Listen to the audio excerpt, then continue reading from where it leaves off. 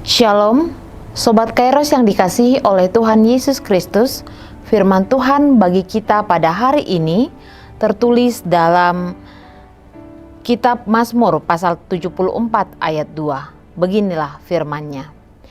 Ingatlah akan umatmu yang telah kau peroleh pada zaman purbakala, yang kau tebus menjadi bangsa milikmu sendiri. Ingatlah akan gunung Sion yang engkau diami. Sobat Kairos yang terkasih dalam nama Tuhan Yesus Kristus, bait suci merupakan hal yang sangat sentral dalam kehidupan iman bangsa Israel. Bait suci tidak hanya menjadi tempat pertemuan antara umat, namun juga menjadi tempat persekutuan umat dengan Allah. Bait suci kerap dipandang sejajar maknanya dengan kota Yerusalem, kota yang dipandang sangat suci oleh bangsa Israel atau orang Israel, bahkan orang Yahudi. Dalam catatan sejarah, bait suci sendiri berulang kali mengalami siklus pencemaran serta pemulihan, bahkan hingga dihancurkan. Bait suci pernah dirampok pada masa Raja Sisak di Mesir pada masa pemerintahan Rehabeam dan dipulihkan pada masa Raja Asa. Bait suci dicemarkan lagi oleh Manasye dan dipulihkan kembali oleh Raja Yosia. Bait suci dihancurkan pada masa Raja Nebukadnezar dan dibangun kembali pada masa Raja Koresi oleh Zerubabel. Pada masa Raja Herodes, bait suci mendapat perhatian penuh sebelum akhirnya di tahun 70 Masehi. Bait suci dihancurkan rata dengan tanah oleh tentara Romawi. Jemaat yang dikasihi Tuhan Yesus Kristus, bagi orang Israel, bait suci juga kerap dimaknai sebagai kehadiran atau perlindungan dari Allah. Itu sebabnya mereka meyakini ketika bait suci rusak atau hancur, itu merupakan sebuah pertanda, bahkan pernyataan bahwa Allah telah meninggalkan mereka dan melupakan mereka. Pemahaman ini jugalah yang terlihat dari nyanyian pengajaran yang dibawakan oleh Asaf. Asaf sebagai pemimpin nyanyian bangsa Israel atau orang Israel meratap berseru kepada Allah agar Allah mengingat bangsa Israel ketika itu bait Allah telah rusak dan itu membuat mereka tidak dapat melakukan peribadahan sebagaimana yang sebelumnya dilaksanakan. Oleh karena itulah Asaf memohon dengan sangat kepada Allah agar Allah mengingat mereka, umat yang telah Allah tebus dari sejak dahulu kala dari perbudakan Mesir untuk dijadikannya menjadi umat kepunyaannya. Asaf dalam ratapannya memperlihatkan bagaimana iman kepercayaannya kepada kemahakuasaan Allah.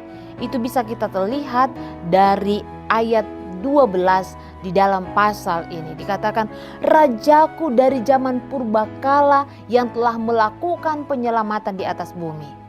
Artinya boleh kita katakan bahwa ratapan Asaf ini agar Allah mengingat bangsanya yang merupakan ratapan yang dibarengi dengan kepercayaan atau iman agar Allah menyelamatkan sekalipun ketika itu bait suci tengah rusak.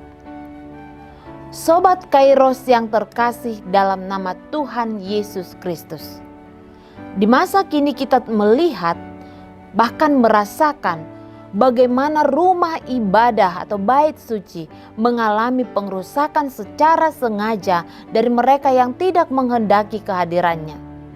Ya, sekalipun gereja bukanlah hanya gedung tetapi manusianya atau umatnya, tetapi kini harus kita akui kehadiran gereja masih memainkan peranan penting di dalam merawat, menumbuhkan dan membangun iman orang Kristen melalui kesaksian-kesaksian gereja. Namun kehadiran gereja di tengah-tengah masyarakat bukanlah hal yang mudah. Gereja terus mengalami penolakan, mengalami kekerasan, dan bahkan mengalami pengerusakan. Dalam keadaan yang demikianlah, kita perlu meratap dan memohon di dalam doa kita kepada Allah agar Allah senantiasa mengingat kita, umat yang telah ditebusnya melalui Yesus Kristus, yang melalui penebusannya itu kita telah dijadikannya menjadi umat milik kepunyaannya sendiri. Selamat beraktivitas Sobat Kairos, tetap patuhi protokol kesehatan dimanapun kita berada. Kiranya Tuhan Yesus senantiasa memberkati kita sekalian.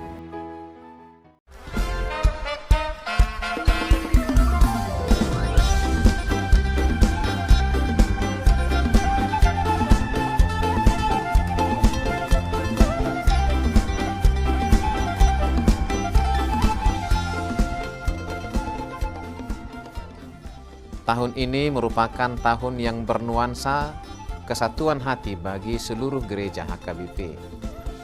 Kita telah menetapkan orientasi pelayanan tahun 2022 sebagai tahun kesehatian di bawah terang tema sehati sepikir dalam satu kasih, satu jiwa, dan satu tujuan dari Filipi 2 ayat 2. Dan subtema mewujudkan kesehatian dan kesetiakawanan bagi gereja, masyarakat, dan bangsa.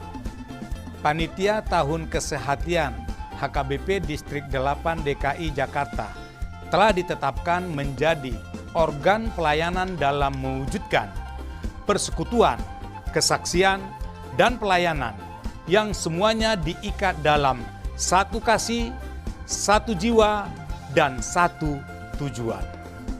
Kesatuan hati dalam persekutuan, kesatuan hati dalam kesaksian, kesatuan hati dalam pelayanan bukan hanya membina soliditas internal semata, namun juga menyangkut relasi, hubungan yang baik dengan dunia luar kita.